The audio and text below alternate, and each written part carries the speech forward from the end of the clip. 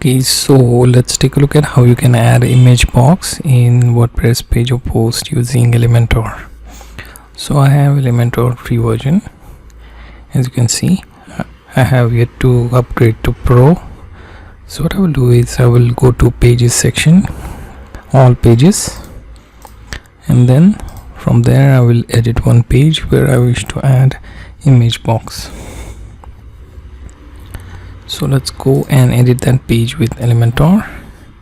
That should load in Elementor page builder, and on left hand side you will see these widgets, or you can call them elements, and here you can see image box. Simply drop it in here.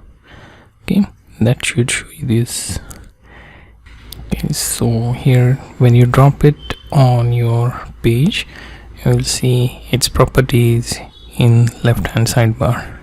Here you can choose the image. Okay, so let's choose this. Now here you can see that the image size is adjusted as per this box settings. Okay, so when you're doing content, see, like that contains multiple paragraphs with respective images, then you can consider making use of this box. Okay, you can change in the heading like food recipe, okay, and add your content. Okay, similarly you can also add link so that when someone clicks on image they will go to a specific page. There is also style that you can change with spacing in between text and image, then set the width. Okay, you can make that image look bigger that way. Okay, so let's go with this. You can set the opacity for image. Okay, then also have some sort of transition, and finally you can also change the content, like say center or left or right or justified. So go with center, and then you can also have title color changed. Let's go with something like green or black or even blue. Okay, so add that hex code here and then hit enter, and then it will be added here. From there you can easily change it. Okay, there is also advanced settings like margin.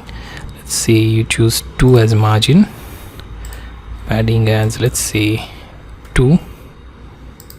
Okay, you will immediately see the changes reflected. Similarly you can also change effect fade in. Let's say duration 40 ms.